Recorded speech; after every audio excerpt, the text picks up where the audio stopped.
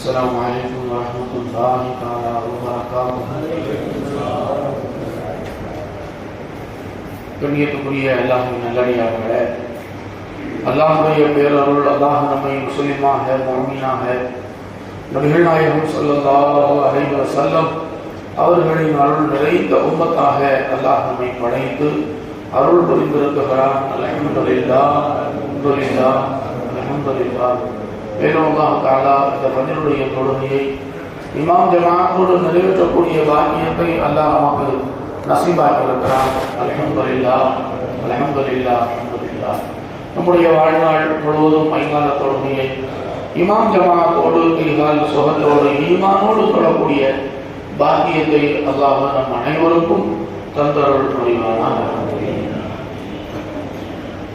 அல்லாஹ் சுப்ஹானஹு வ தஆலா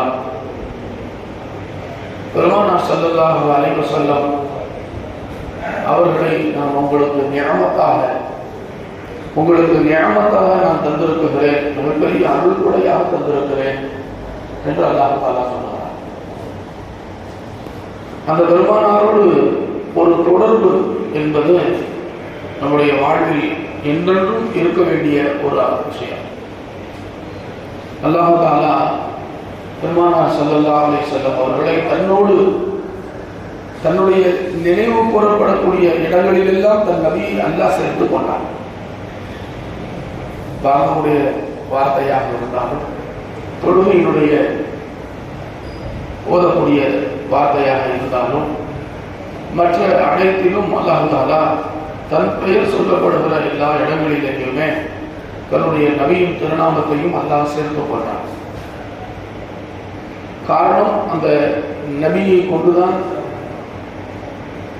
அல்லாஹ் தஆலா நமக்கு செய்யக்கூடிய எல்லா உபகாரங்களையும் அல்லாஹ் செய்து கொண்டிருக்கிறார்.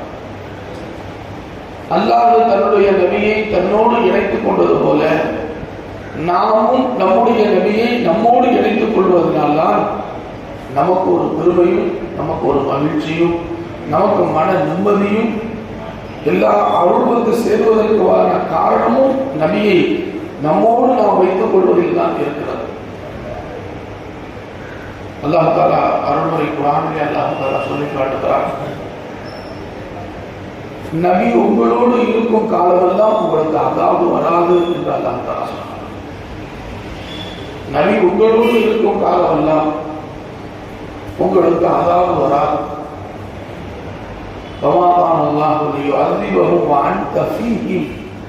அவர்கள் உங்களோடு இருக்கிற அந்த காலத்திலே உங்களுக்கு அதாவது வராது.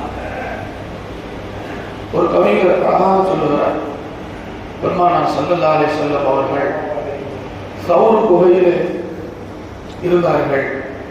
அபூபக்கர் சித்தீக் ரலியல்லாஹு அன்ஹு அவர்களுக்கு வரக்கூடிய ஆபத்து அவர்களுக்கு வரவில்லை என்று சொன்னார். ஏன்னா சௌர் குகையில அபூபக்கர் சித்தீக் ரலியல்லாஹு இருக்கிறாங்க, பெருமானாரும் இருக்கிறார்கள். இப்பொழுது இருவருமே பாதுகாக்கப்பட்டார்கள். ஆனால் அபூபக்கர் சித்தீக் ரலியல்லாஹு அன்ஹு அவர்கள் எதனால் பாதுகாக்கப்பட்டார்கள் என்றால், நபி அவர்களோடு இருந்த காரணத்தினால் அவர்கள் பாதுகாக்கப்பட்டார்கள். பெருமானார் சொன்னார்கள், அல்லாஹ் நம்மோடு இருக்கிறார் என்றார்கள். இருவருமே அல்லாஹ்வால் பாதுகாக்கப்பட்டார்கள். அவர் நபி எங்கெல்லாம் இருக்கிறார்களோ அங்கெல்லாம் எந்த அபாவங்களும், இந்த கவலைகளும் பிரச்சனைகளும் வராது.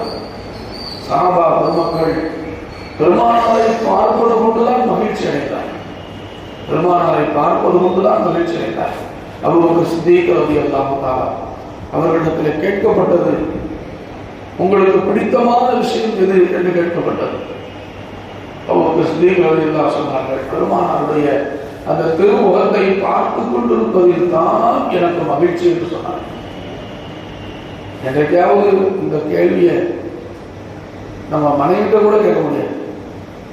உங்க வீட்டுக்கார பார்த்துக்கிட்டே இருந்தா உங்களுக்கு மகிழ்ச்சியான்னு கேட்டா, அவரை நினைக்காம இருக்கிறதுல தான் எனக்கு மகிழ்ச்சியும் ஆகணும். அவரை நினைக்காம இருக்கிறதுல தான் எனக்கு மகிழ்ச்சின்னு சொல்லுவாங்க. இன்னைக்கு அப்படித்தான் இருக்கு ஒவ்வொரு குடும்பங்களையும் பார்க்கும்போது. அல்லாஹ் நாடிய சீதரிகளை தவிர பெரும்பாலான குடும்பங்கள் அப்படித்தான். ஆனால் அபூபக்கர் சித்தீக் ரலியல்லாஹு அன்ஹு பெருமானாரை பார்ப்பதில் தான் எனக்கு மகிழ்ச்சிக்கிறாங்க. சையதா ஆயிஷா ரலியல்லாஹு அன்ஹா அவர்களிடத்தில் கேட்டால் பெருமானார் ஸல்லல்லாஹு அலைஹி வஸல்லம் அவர்களுடைய குணம் எப்படி இருந்தது என்று கேட்டால் குலிக குர்ஆன், அவர்களுடைய குணம் குர்ஆனாகவே இருந்தது என்று சொல்லலாம் என்று ஆயிஷா அம்மா ரலியல்லாஹு அன்ஹா சொல்றாங்க. அப்போ அந்த பெருமானார் ஸல்லல்லாஹு அலைஹி வஸல்லம் அவர்களை தன்னோடு வைத்துக் கொள்வதில் அந்த சஹாபாக்கள் ஆர்வப்பட்டார்கள், ஆசைப்பட்டார்கள். அப்படிப்பட்ட ஆசையும் ஆர்வமும் நமக்கு இருக்குமானால், நம்முடைய உள்ளத்தில் அது இருக்குமானால், நமக்கும் அதற்கு வாய்ப்புகளை பெருமானார் தந்திருக்கிறார்கள். ஒவ்வொரு தொழுகையிலேயும் பெருமானாருக்கு நாம் சலாம் சொல்கிறோம். ஆனால் ஞாபக மறதியில் அதை கவனிக்காமல் நாம் அந்த சலாமை சொல்கிறோம். இப்போ ஃபஜ்ர் தொழுதோம் எல்லாரும், நம்மில் எத்தனை பேர் பெருமானாருக்கு சலாம் சொல்றோம்? ஆனால் சொன்னோம், எல்லாரும் சலாம் சொல்லியிருக்கோம். உணர்வோடு எத்தனை பேர் சலாம் சொல்றோம்? ஏன்னா தொழுகையில் தஹிய்யாத்துடைய அந்த கடைசி இருப்புல நம்ம சலாம் சொல்றோம். அஸ்ஸலாமு அலைக்க அய்யுஹன் நபி.